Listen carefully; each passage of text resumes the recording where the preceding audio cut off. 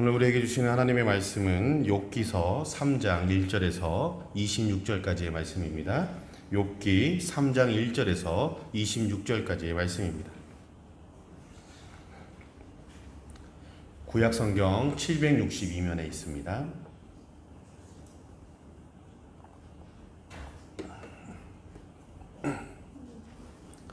제가 한 절, 여러분들이 한 절 서로 함께 교독하겠습니다. 제가 먼저 봉독합니다. 그 후에 욥이 입을 열어 자기의 생일을 저주하니라.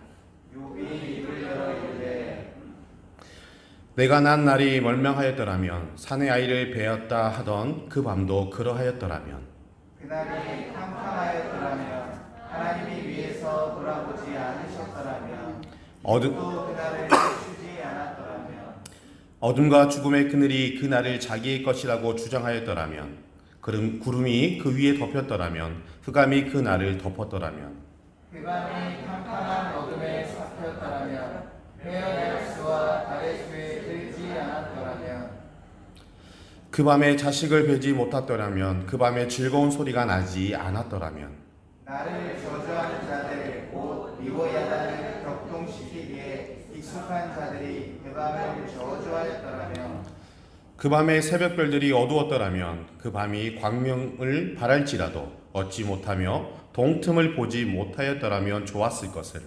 이는 내 모태의 문을 닫지 아니하여 내 눈으로 환난을 보게 하였음이로구나. 어찌하여 내가 태에서 죽어나오지 아니하였던가? 어찌하여 내 어머니가 해산할 때에 나를 숨지지 아니하였던가? 어찌하여 무릎이 나를 받았던가? 어찌하여 내가 젖을 빨았던가?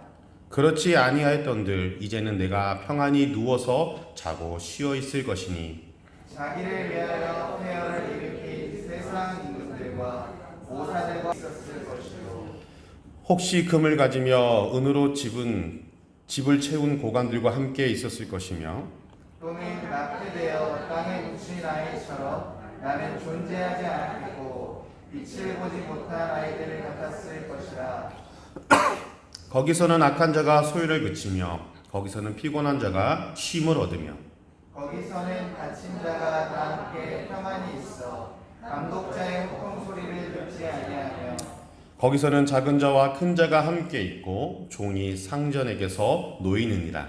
어찌하여 고난당하는 자에게 빛을 주셨으며 마음이 아픈 자에게 생명을 주셨는고 이러한 자는 죽기를 바라도 오지 아니하니 땅을 파고 숨긴 보배를 찾음보다 죽음을 구하는 것을 더하다가 무덤을 찾아 얻으면 심히 기뻐하고 즐거워하나니 하나님에게 둘러싸여 길이 아득한 사람에게 어찌하여 빛을 주셨는고?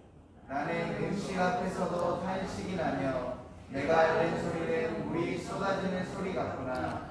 내가 두려워하는 그것이 내게 임하고 내가 무서워하는 그것이 내 몸에 미쳤구나. 나에게는 꿈도 없고 안일도 없고 휴식도 없고 다만 불안만이 있구나. 아멘. 수요일 밤에 오신 여러분을 진심으로 환영하고 축복합니다.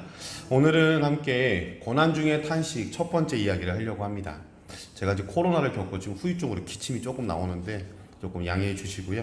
제가 이렇게 좀 목 상태가 좋지 않더라도 잘 들어주시면 좋겠습니다. 우리가 사람이 살면서 실패도 없고 우환도 없고 아픔도 없기를 바라고 사는 것이 좋을까요? 아니면 좋은 일도 있지만 실패도 있고 우환도 아픔도 겪을 수 있다는 생각을 품고 사는 것이 좋을까요?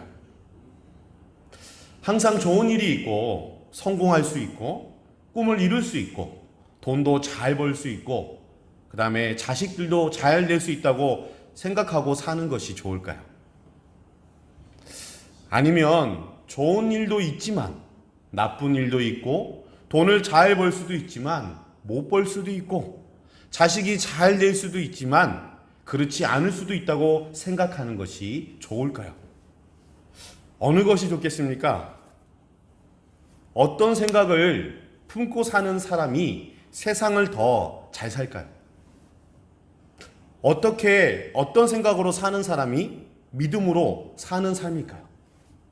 우리 상강교회 성도 여러분들은 어떤 게 맞다고 보십니까? 여러분은 전자가 좋으십니까? 아니면 후자가 좋으십니까? 당연히 후자가 좋다고 하실 거예요. 그렇죠? 아니면 전자가 좋다고 하실 수도 있겠죠. 여러분들이 잘 아시다시피 욥은 2번이나 고난을 겪습니다. 근데 2번 다 아무런 잘못 없이 겪었습니다. 그 고난들은 끔찍했습니다. 생각하고 싶지 않을 정도로 무서울 만큼 큰 고난이었거든요. 하지만 고난 중에도 하나님을 배반하지 않고 믿음으로 행동했습니다. 욥이 첫 번째 고난을 겪을 때 이렇게 고백을 합니다. 1장 21절에 보면 이렇게 기록되어 있습니다. 이르되 내가 모태에서 알몸으로 나와 싸운즉 또한 알몸이 그리로 돌아가올지라 주신 이도 여호와시요 거둔 이도 여호와시니 여호와의 이름이 찬송을 받을지어다. 세상에 올 때 아무것도 가지고 온 것이 없는데 그동안 많은 것을 가질 수 있었던 것이 하나님의 은혜였다고 고백하는 뜻입니다. 그러므로 하나님께서 거두어 가셨어도 그동안 많은 것을 주신 분이 하나님이시기에 하나님은 찬양을 받아야 한다고 했습니다. 또 욥이 2번째 고난을 겪을 때 고백을 이렇게 했습니다. 2장 10절 하반절에 보면 이렇게 말합니다. 우리가 하나님께 복을 받았은즉 화도 받지 아니하겠느냐. 인생이 복만 받고 살 수 없다는 뜻입니다. 복을 주시면 복을 받고 재앙을 주시면 재앙도 받아야 한다는 뜻입니다. 이것이 인생이므로 재앙도 받아들이며 살겠다는 것입니다. 이런 자세로 사는 것이 하나님의 주권을 인정해 드리는 믿음입니다. 인간의 한계를 인정하는 것이고 믿음으로 사는 것입니다. 이런 생각을 품고 사는 사람이 그렇지 않은 사람보다 인생을 훨씬 잘 삽니다. 이런 믿음을 품고 살아가시기를 바랍니다. 그렇다면 고난을 겪을 때 힘들다고 탄식하면 안 될까요? 내가 왜 이런 고난을 겪어야 하는지 알게 해주시라고 탄식하면 안 될까요? 나는 잘못이 없는데 하나님께서 허락하셔서 겪는다고 생각하면 안 될까요? 다시 말해서 하나님을 원망하면 안 되느냐는 것입니다. 욥은 재앙을 당할 때 탄식했습니다. 저렇게 탄식해도 되나 싶을 정도로 탄식을 했습니다. 탄식을 이해하지 못한 친구들이 믿음이 없다고 책망할 정도로 탄식을 했습니다. 욥이 재앙을 당했다는 말을 듣고 새 친구가 찾아왔습니다. 친구라고 하는 이 사람들은요, 하지만 욥의 아버지보다 나이가 많은 분도 있었고요, 또 백발이 성성한 분들도 있었습니다. 그런데도 친구라고 한 만큼 그만큼 욥과 친분이 두터웠던 것으로 보입니다. 재앙을 겪은 지 7일이 지났을 때 비로소 욥이 입을 열기 시작했습니다. 친구들 앞에서 말하기를 시작하는데 먼저 자신의 출생을 저주하는 말을 했습니다. 이렇게 비참한 일을 당하고 보니 차라리 태어나지 않았으면 좋을 뻔했다라고 탄식했습니다. 그때 어떤 말을 했는지 한번 보실까요? 3절 말씀을 한번 보십시오. 내가 난 날이 멸망하였더라면 산의 아이를 베었다 하던 그 밤도 그러하였더라면. 욥의 엄마가 욥을 낳던 그 날이 세상의 종말이었다면 좋을 뻔했다는 뜻입니다. 그날 밤에 온 세상이 망했더라면 정말 좋을 뻔했다는 뜻이죠. 욥은 고난을 겪을 때 죽지 않고 출생한 것을 탄식했습니다. 또한 11절에 보면 더 직설적으로 탄식을 하는데요. 11절 한번 보실까요? 어찌하여 내가 태에서 죽어나오지 아니하였던가? 어찌하여 내 어머니가 해산할 때에 내가 숨지지 아니하였던가? 세상에 나올 때 차라리 죽어서 나왔더라면 좋을 뻔했다는 뜻입니다. 그랬더라면 지금처럼 재앙을 당하지 않았을 것이라는 것이죠.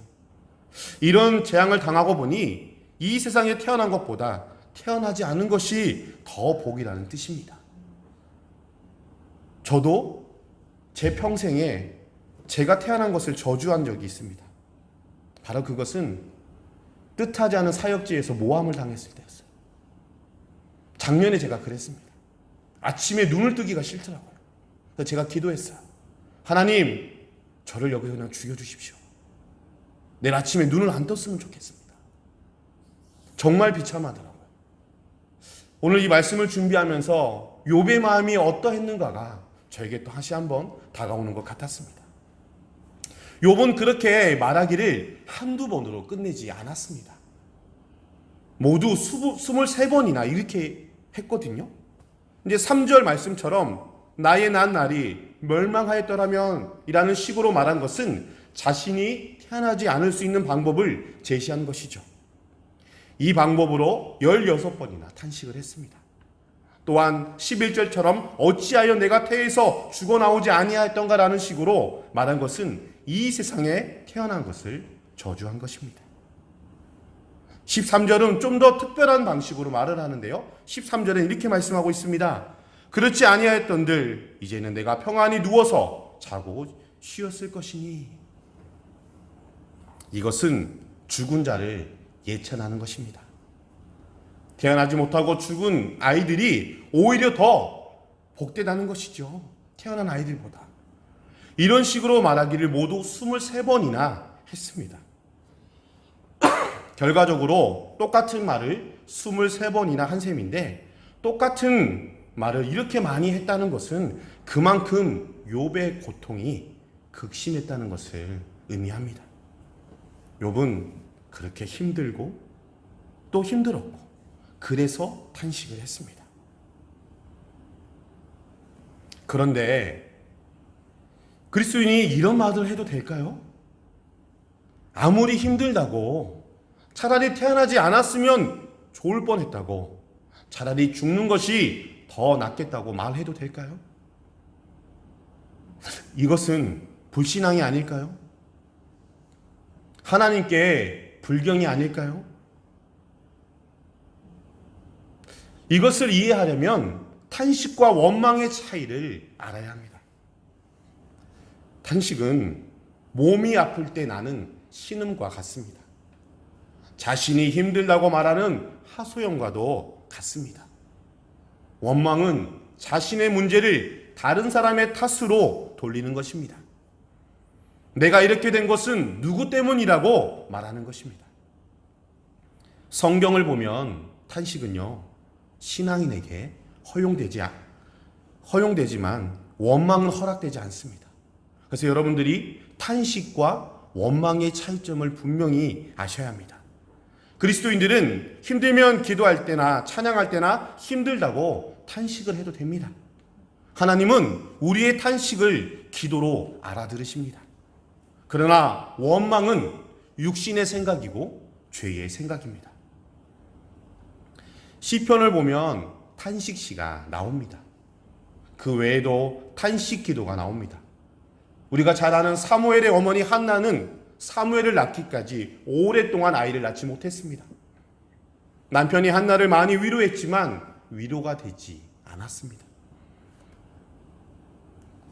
남편의 작은 부인 브닌나가 한나의 마음을 괴롭게 했을 때는 너무 힘들었습니다. 브닌나로 인해 서럽고 억울한 감정이 북받쳐 올랐습니다. 한나는 괴로운 마음 때문에 기도할 때 통곡했습니다. 통곡했지만 큰 소리로 울지 않고 흐느껴 울었습니다. 제사장이 기도하는 한나를 봤을 때 꼭 술 먹은 여자처럼 보일 정도였습니다. 그러나 하나님은 그 흐느끼는 소리를 들으셨습니다. 그것은 하나님 앞에서 힘들고 서럽다라고 토로하는 탄식이었습니다. 서럽고 힘든 나를 도와주시라는 간구였습니다. 하나님은 그 소리를 기도로 들으시고 한나의 기도에 응답하셨습니다. 우리도 한나처럼 괴롭고 서러울 때 흐느끼며 탄식할 수 있습니다. 하나님, 왜 저를 이렇게 살게 하십니까? 제가 얼마나 힘든지 아시잖아요. 저를 좀 도와주세요. 저를 좀 축복해 주세요라고 기도할 수 있습니다.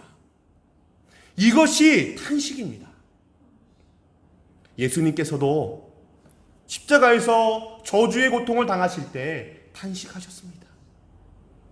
엘리 엘리 라바 사막다니 라고 외치셨습니다. 나의 하나님 어찌하여 나를 버리셨나이까 라고 외치셨습니다. 이 기도도 탄식이었습니다. 예수님께서도 탄식하며 기도하셨습니다. 우리는 몸살이 나면 앓는 소리를 냅니다. 제가 이번에 코로나를 겪으면서 정말 죽다 살았거든요. 4일 동안 열이 떨어지지 않는데 정말 목에서 피가 나오더라고요. 그 열이 안 떨어지니까 이대로 죽겠구나 하는 생각이 들더라고요. 같이 이제 있던 저희 아내, 제가 먼저 이제 저희 아내가 코로나가 걸려서 서로 떨어져 지냈었는데 제가 이제 중간에 걸려서 집에 돌아왔었거든요. 몸이 좋지 않은데도 제 이제 열을 떨어뜨리려고 얼음 찜질을 해주는데 저는 이대로 살다 죽겠구나 하는 생각을 했었어요. 정말 겁이 나더라고요. 시름시름 알아가는데 근데 다행히도 사흘째 되는 주일날 오후쯤에 열이 내리기 시작하면서 몸이 조금씩 회복되더라고요. 그러니까 끙끙 앓면 좀 덜 아픈 것 같아요. 사람 심리가. 근데 끙끙 앓지 않으면 더 아픈 것 같은 거예요. 참 그렇더라고요. 근데 하나님이요, 그 씻는 소리를 지금 기도로 들으십니다. 몸살이 났을 때 신음을 내면 조금 참을만 하고 덜 아프게 느껴지지 않습니까? 그렇습니다. 신음을 안 내면 더 아픈 것 같고 내면 덜 아픈 것 같아요. 탄식이 그와 같습니다. 그래서 저는 탄식을 하나님께서 주신 위로요, 축복이라고 생각합니다. 그러니 여러분, 힘들고 어려울 때 탄식하세요. 끙끙 앓으세요. 괜찮습니다. 하나님이 그것을 기도로 들으신대요. 욥기 3장에서 욥이 한 말은 탄식이었습니다. 원망이 아니었습니다. 자신의 고난을 하나님의 탓으로 돌린 것이 아니라 견디기가 너무 힘들고 어렵다고 지금 하나님 앞에 탄식을 하고 있는 것입니다. 하나님께 지금 응석을 부리는 것이고 아프다고 말씀을 드리는 것입니다. 왜 이런 일을 당해야 하는지 그 이유를 알게 해주시라고 탄원한 것입니다. 여기 이제 우리 권사님들도 계시고 우리 집사님들도 계신데 시집간 딸이 힘들다고 친정엄마에게 찾아와 목 놓아 울 수 있습니다. 그렇잖아요. 그죠? 그때 딸이 이렇게 말할 수 있잖아요. 엄마, 나를 왜 낳았어? 왜 나를 낳아서 이렇게 고생하게 하는 거야? 차라리 낳지 말지. 차라리 지워버리지. 그랬더라면 이렇게 힘들게 살지는 않을 거 아니야. 라고 딸이 엄마에게 얘기할 수 있지 않겠습니까? 또 그 말을 들은 친정엄마는 딸을 꼭 끌어안아주면서 말합니다. 그래, 힘들지? 그래, 울어라. 울고 싶은 대로 울어. 그리고 마음을 털고 다시 일어나. 좋은 날이 올 거야. 탄식이 그와 같다는 것입니다. 사는 것이 너무 힘드실 때가 있지 않습니까, 여러분? 아무것도 보이지 않잖아요. 하나님을 믿으면 우리의 인생이 좀 꽃길이 열려야 되고 뭔가 좀 다른 사람들과 탄탄한 길을 가야 되는데 우리 인생에 아무것도 영광스러운 게 없어요. 오히려 어떻게 보면 안 믿는 사람들보다도 더 비참한 인생을 살아갈 수가 있어요. 그럼에도 불구하고 우리가 하나님을 믿는 이유가 무엇입니까? 우리에게는 저 영원한 천국이 있기 때문에 그렇지 않습니까? 여러분, 힘들고 어려우실 때, 힘드실 때 탄식하십시오. 하나님께서는 그 탄식을 들으십니다. 우리의 신음을 들으십니다. 들으시고 우리에게 힘주시고 용기를 주십니다. 사정을 들으시고 도우십니다. 고난을 겪을 때 억지로 버티기보다는 탄식하며 기도하시기 바랍니다. 오늘 1장 22절을 보면 첫 번째 재앙을 당할 때 욥이 하나님을 향하여 원망하지 아니하니라 라고 했습니다. 그러나 7장 11절을 보면요, 친구들과 논쟁하는 가운데 이렇게 말을 합니다. 그런즉 내가 내 입을 금하지 아니하고 내 영혼의 아픔 때문에 말하며 내 마음의 괴로움 때문에 불평하니리라. 불평한다라고 이야기하고 있어요.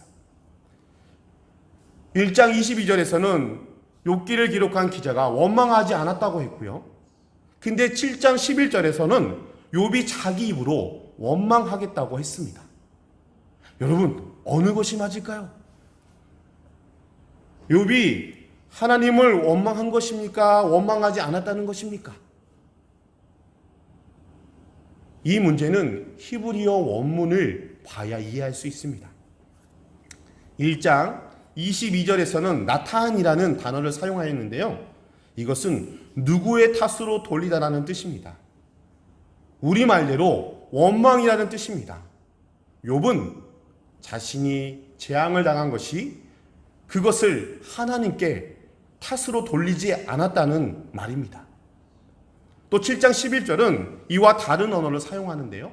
여기서는 아시아라는 단어를 사용하는데 그 뜻은 대화하다, 여쭙게다라는 뜻입니다. 자신이 왜 이렇게 힘든 일을 당해야 하는지 하나님께 여쭙겠다는 뜻입니다. 정리하면 이렇죠. 욥은 재앙을 당할 때 그 책임을 하나님께 돌리지 않았습니다. 다만 자신이 왜 이런 고난을 겪어야 하는지 여쭌 것입니다. 이것이 탄식입니다. 그러므로 우리도 고난을 겪을 때에 탄식해도 됩니다. 탄식해도 좋습니다. 근데 탄식할 때 다른 사람에게 하는 것이 아니라 하나님께 하는 것이 좋습니다. 저도 이제 인생을 산 지 이제 40이 넘어서 이제 중반을 바라보니까요. 사람들에게 이렇게 말을 하다 보니까 오해가 생기고요. 때로는 비난이 되더라고요. 탄식은 사람에게보다는 하나님께 하는 것이 좋습니다. 그리고 고난을 겪을 때 차라리 죽는 것이 낫겠다고 탄식할 수 있지만 그렇다고 어리석은 짓을 하면 안 됩니다. 욥도 차라리 죽는 것이 낫겠다고 탄식은 했지만 그렇다고 어리석은 짓을 하지는 않았습니다. 탄식했지만 살기를 원했습니다. 자신의 날이 얼마 남지 않았으니 그런 날이 오기 전에 살려달라고 했습니다. 죽은 자는 감사할 수 없고 찬양할 수 없으므로 살려주셔서 감사하고 찬양하게 해주시라고 욥은 고백했습니다. 그러고 보면 욥의 탄식은 죽으려는 것이 아니라 힘들다는 신음이었고 살고 싶다는 기도였습니다. 만일 욥이 죽는 게 더 낫겠다고 탄식하고 어리석게 죽었다면 회복의 축복을 누렸을까요, 여러분? 고난이 끝났을 때 전보다 더 갑절이나 더 복을 받고 자식도 아들 7과 딸 3을 낳았습니다. 그리고 그 후에 140년을 더 살면서 자손 4대를 보았습니다. 고난을 겪을 때 절망하고 어리석게 행동했다면 그런 복을 누리지 못했습니다.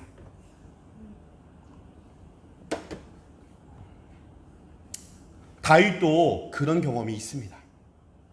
사울 왕이 죽이겠다고 군대를 총동원해서 추격했을 때 살겠다고 블레셋으로 도망갔습니다. 그러나 블레셋 왕의 신하들은 다윗이 골리앗을 죽인 것을 기억하고 있었습니다. 순간 다윗은 죽는 줄로 생각했습니다. 살기 위해서 기지를 발휘하는데 침을 질질 흘리며 미친놈처럼 행동을 했습니다. 그렇게 해서 위기에서 벗어났고 훗날 왕이 되었습니다. 그때 절망하고 자결하거나 싸우다 죽었다면 왕이 되는 복을 누렸을까요? 아무리 고난이 힘들어도 인생은 살만한 가치가 있습니다, 여러분. 차라리 죽는 게 더 낫겠다고 생각할 때가 있지만 그래도 인생은 살만한 가치가 있습니다. 그러므로 이제는 죽고 싶다는 탄식이 저절로 나오더라도 절망하지 마시길 바랍니다. 인생을 포기하거나 삶을 포기하지 마시기 바랍니다. 절망감이 들지만 기도하시길 바랍니다. 기도가 되지 않거든 그냥 소리 지르세요. 아버지 하나만 해도 돼요. 하나님이 다 하시잖아요. 우리 머리털 하나하나까지도 다 세시는 분이시잖아요. 그 하나님께 그냥 신음을 내며 탄식하시기 바랍니다. 하나님은 그 탄식을 들으십니다. 그 신음을 기도로 들으시고 또 위로하시고 용기를 주십니다. 도우시고 살 길을 열어주십니다. 우리도 욥처럼 역경을 당할 때 기도할 수 있기를 바랍니다. 탄식하며 기도하기를 바랍니다. 그리하여 욥을 도우셨던 하나님께서 우리를 도우시길 바랍니다. 그 도우심으로 역경을 이기고 아픔을 이기며 슬픔을 이기며 살아가기를 바랍니다. 그래서 이 세상에 눈물이 많고 풍파가 많은 이 현실이지만 그래도 하나님이 우리의 기도를 들으신다는 게 얼마나 큰 위로가 되는지 모르겠습니다. 고난 중에 탄식. 여러분 이제는 탄식과 원망의 차이를 아셨죠? 그러니 탄식할 수 있는 저와 여러분이 되었으면 좋겠습니다.